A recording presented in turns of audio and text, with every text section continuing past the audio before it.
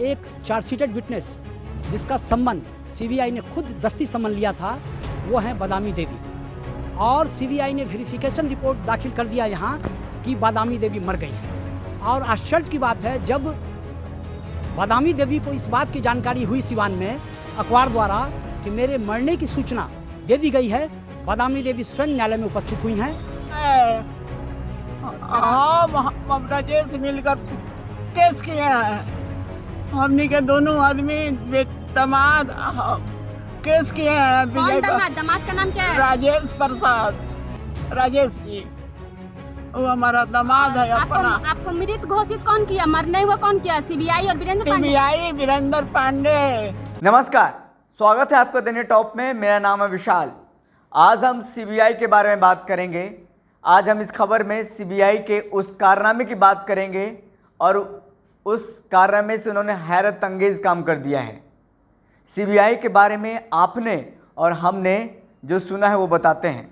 CBI के बारे में हमने सुना था सीबीआई मुर्दा से भी सच उगलवा सकती है, लेकिन हमने ये नहीं सुना था कि जिंदा आदमी को वो मुर्दा बना सकती है, मुर्दा घोषित कर सकती है। सीबीआई ने वही काम किया है इस केस में, जिस केस के बारे में हम आपको आगे बताने जा रहे हैं। चलिए सबसे पहले हम सीबीआई के बारे में बताते हैं। सीबीआई क्या होता है, सीबीआई का फुल फॉर्म क्या है, ये क्या करती है। देखिए, सीबीआई का इंग्लिश में फुल फॉर्म है सेंट्रल ब्यूरो ऑफ इन्वेस्टिगेशन और हिंदी में नाम है केंद्रीय अन्वेषण ब्यूरो। सीबीआई करती क्या है? सीबीआई आपराधिक एवं राष्ट्र सुरक्षा से जुड़े अन्य प्रकार के जो मामले हैं उनकी जांच करती है और ये भारत सरकार के अधीन आती है। ये भारत सरकार का एक प्रमुख एजेंसी है और इस एजेंसी ने एक केस में इतना बड़ा ब्लंडर कर दिया है सीबीआई। आप जब सुनेंगे, जब समझेंगे तो आप कहेंगे वाह रे सीबीआई, नाम बड़े दर्शन छोटे। चलिए हम इस केस की शुरुआत करते हैं और इस केस के बारे में आपको बताते हैं।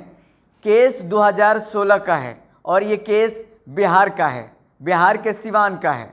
2016 में पत्रकार राजदेव रंजन की हत्या हुई थी सिवान में। 5 अपराधियों ने पत्रकार राजदेव रंजन को गोलियों से भून दिया था। ये मामला पूरा हाईलाइट हुआ, पूरा मीडिया में छाया, सब जगह बिहार की किरकिरी होने लगी। तब जाकर के बिहार सरकार ने इस केस को सीबीआई को सौंपा। सीबीआई को सौंपने के पीछे जो नाम वजह थी, ये राजद के वरिष्ठ नेता और राजद के दिवंगत पूर्व सांसद शहाबुद्दीन का नाम आ रहा था इस केस में कि उन्होंने ही पत्रकार राजदेव रंजन की हत्या करवाई। यह केस जब पूरा मामला हाईलाइट हुआ, बिहार सरकार की किरकिरी होने लगी, तब इस केस को 2016 में 17 मई 2016 को सीबीआई को सौंपा गया और उनसे सिफारिश की गई कि आप इस केस को देखें।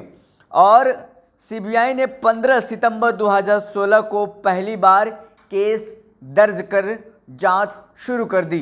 अब नया मामला क्या आ गया इस केस में, चलिए हम आपको बताते हैं। बादामी देवी चार्जशीटेड गवाही देने वाली वो शख्स है बादामी देवी, जिसको सीबीआई ने पहले तो जज साहब से पहले तो कोर्ट से ये कहा कि हम गवाही दिलवाएंगे बादामी देवी से, फिर बादामी देवी को मृत घोषित कर दिया। सीबीआई ने मृत घोषित ही नहीं बल्कि कोर्ट में वेरिफिकेशन रिपोर्ट भी दाखिल कर दिया, जिसमें यह बताया गया कि बादामी देवी मर गई, जबकि बादामी देवी मुख्य जो गवाही के रूप में पेश किया जाना था। लेकिन पेश करने से पहले ही सीबीआई ने इतना बड़ा ब्लंडर कर दिया, जिंदा बादामी देवी को मृत घोषित कर वेरिफिकेशन रिपोर्ट भी दाखिल कर दिया। सबसे पहले हम आपको जो वकील है, वकील का बयान सुनवाते हैं हम आपको। सबसे पहले वकील का बयान सुनिए, वकील ने क्या कुछ कहा है। मामला ये है कि पत्रकार राजदेव रंजन हत्याकांड में एक चार्जशीटेड विटनेस जिसका सम्मन सीबीआई ने खुद दस्ती सम्मन लिया था, वो है बादामी देवी। और सीबीआई ने वेरिफिकेशन रिपोर्ट दाखिल कर दिया यहाँ कि बादामी देवी मर गई हैं। और आश्चर्य की बात है, जब बादामी देवी को इस बात की जानकारी हुई सिवान में अखबार द्वारा कि मेरे मरने की सूचना दे दी गई है, बादामी देवी स्वयं न्यायालय में उपस्थित हुई हैं। सारी बात सुनने के बाद हमने कोर्ट से सबमिशन किया है। सारी बात सुनने के बाद कोर्ट ने सीबीआई को शो कॉज नोटिस जारी किया है। ये बड़ी आश्चर्य की बात है। सीबीआई के बारे में माना जाता है कि प्रीमियर इंस्टीट्यूट ऑफ इन्वेस्टिगेशन है और उसकी ये हालात हो, एक दो एग्जाम्पल नहीं है, उनके लिए अलग एग्जाम्पल भी है। जस्ट टाइप ऑफ एग्जाम्पल नरूना केस भी है। उस हालात में भी क्या हो रही है सो आप देखिए। लेकिन सीबीआई पे सब लोग विश्वास करते हैं, शासन विश्वास करता है, प्रशासन विश्वास करता है, प्रधानमंत्री विश्वास करते हैं। उनकी इस तरह की हालात कि एक जीवित व्यक्ति को मरा हुआ घोषित कर देना, घोषित ही नहीं कर देना, उनका वेरिफिकेशन रिपोर्ट न्यायालय में दाखिल कर देना, ये आश्चर्यचकित है। न्यायालय खुद आश्चर्यचकित हैं और आश्चर्यचकित होकर न्यायालय ने सीबीआई को शो कॉज दाखिल किया, शो कॉज जारी किया है। विशेषकर आज क्या हुआ, न्यायालय के अंदर क्या हुआ? न्यायालय के अंदर बादामी देवी, जिनको घोषित कर दिया गया था सीबीआई द्वारा कि मर गई हैं, वो स्वयं उपस्थित हो गई हैं।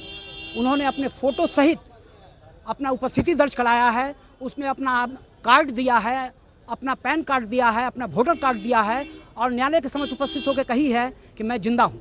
अब इससे बड़ी बात क्या हो सकती है? कितने लोगों पर जो है कोर्ट ने शो कॉज किया है? सीबीआई के लोग? देखिए, सीबीआई एब्स्ट्रैक्ट नाउन है। सीबीआई के अगेंस्ट में शो कॉज किया है, meaning thereby the officers who involve in the matter, उनके ऑल के अगेंस्ट में शो कॉज हो गया है। किस कोर्ट का मामला है सर? ये special court MP MLA Shri Puneet Kumar Garg के यहाँ का मामला है। तो आप वकील को सुन रहे थे, वकील ने क्या कुछ बताया ये भी आप समझ चुके हैं। बादामी देवी जिंदा है, जो चार्जशीटेड गवाही के रूप में वो गवाही देगी कि उन्होंने देखा है राजदेव रंजन पत्रकार की जो हत्या हुई है, उनको देखा है। लेकिन जब गवाही होनी थी, गवाही होने से पहले ही वेरिफिकेशन रिपोर्ट दाखिल किया गया सेंट्रल ब्यूरो ऑफ इन्वेस्टिगेशन, केंद्रीय अन्वेषण ब्यूरो द्वारा, कि बादामी देवी मर गई है। और बादामी देवी को जब अखबारों से पता चला कि सीबीआई ने वेरिफिकेशन रिपोर्ट दाखिल कर जज साहब को ये बता दिया है कि वो मर गई है, बादामी देवी तब दौड़े दौड़े आई कोर्ट में। कोर्ट में जज साहब से कहा, जज साहब मैं अभी जिंदा हूँ, मैं मरी नहीं हूँ। और बादामी देवी ने क्या कुछ कहा है मीडिया से बात करते हुए, वो भी आप सुनिए। हम राजेश मिलकर केस किए हैं। हमनी के दोनों आदमी दामाद केस किए हैं। कौन दामाद का नाम क्या है? राजेश प्रसाद, राजेश जी, वो हमारा दामाद है। अपना आपको मृत घोषित कौन किया? मरने हुआ कौन किया? सीबीआई और वीरेंद्र पांडे? सीबीआई वीरेंद्र पांडे। आप जिंदा है ना? हाँ, हमेशा हमको मारने को धमकी दे रहा है।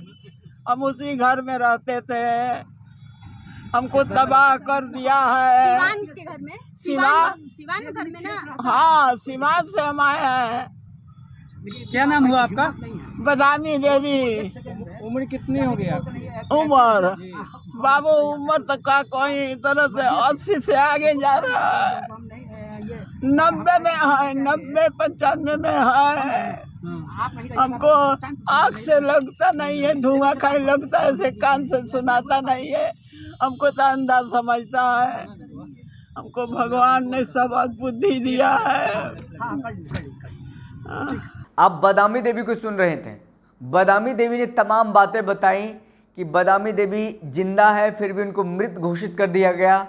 मृत घोषित करने के बाद जब उनको पता चला अखबार से, तब वो दौड़ी चले आए। बादामी देवी कहती हैं वो 90-95 साल की हो गई हैं, उनको दिखता नहीं है, ठीक से बोल नहीं पाती हैं। लेकिन जब उनको कुछ लोगों ने बताया, घर वालों ने बताया, तो वो कोर्ट के समक्ष पेश होने के लिए आई हैं। और इस मामले में सीबीआई का जो पूरा चिट्ठा है वो खुल गया है।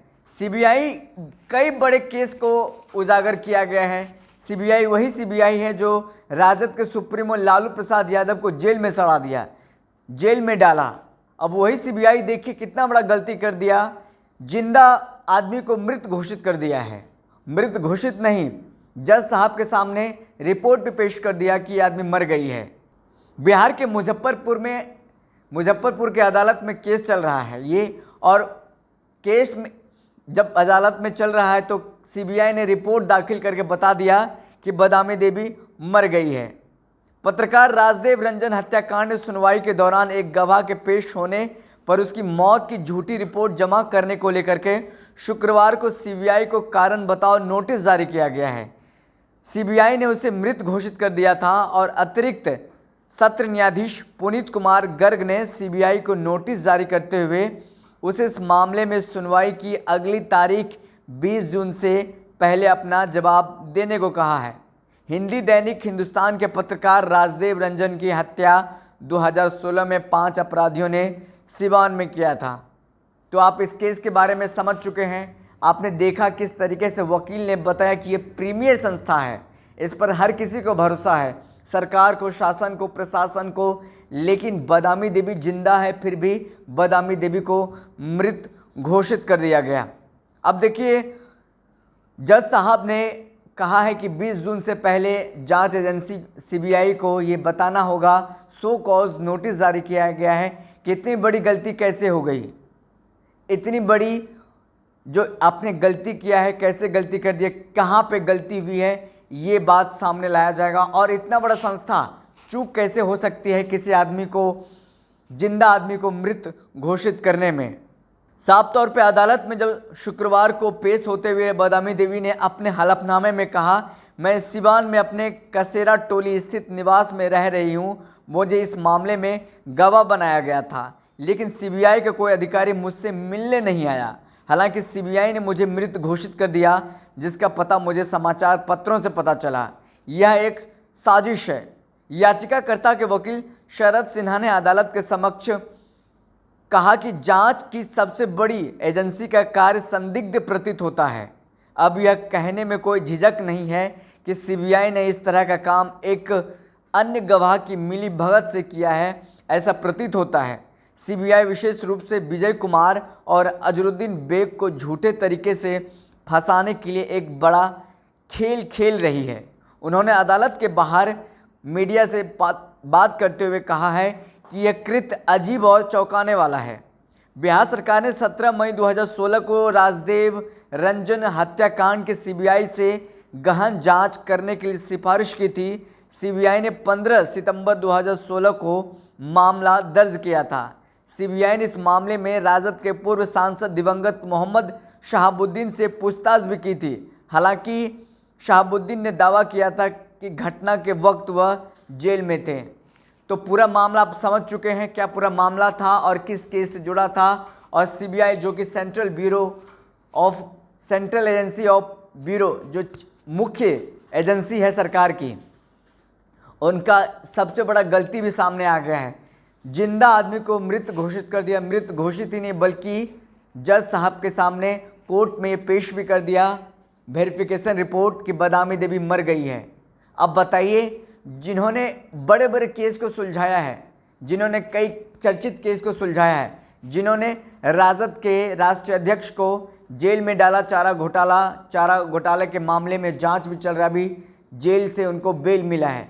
लेकिन क्या आपको लग रहा है कि इस केस में सीबीआई ने सही किया है? सीबीआई के बारे में इस केस में क्या सोचते हैं आप कमेंट बॉक्स में कमेंट करके बता सकते हैं। लेकिन एक और बात मैं आपको बता दूं, सीबीआई के बारे में सुप्रीम कोर्ट ने एक बार टिप्पणी की थी। 2000 मुझे याद जैसा आ रहा है 2013-14 का मामला है, जब कोल आवंटन से जुड़ा केस चल रहा था। सीबीआई के बारे में सुप्रीम कोर्ट ने टिप्पणी करते हुए कहा था, सीबीआई पिंजरे के तोता है जिसके कई मालिक हैं। सीबीआई को पिंजरे का तोता भी कहा गया था। अब हम ज़्यादा इस पर बात नहीं करेंगे। चलिए, इस वीडियो में इतना ही, हमें दीजिए इजाज़त। फिर मिलते हैं किसी बड़ी खबर के साथ, तब तक के लिए धन्यवाद।